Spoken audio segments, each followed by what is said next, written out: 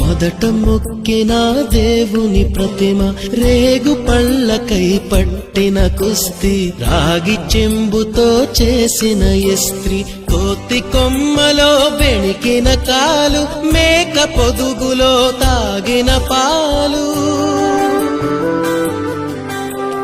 దొంగ చాటుగా కాల్చిన బీడి, సుబ్బుగాడిపై చెప్పిన చాడి, మోట బావిలో మిత్రుని మరణం, ఏకధాటిగా ఏడ్చిన తరుణం గుర్తుకొస్తున్నాయి, గుర్తుకొస్తున్నాయి.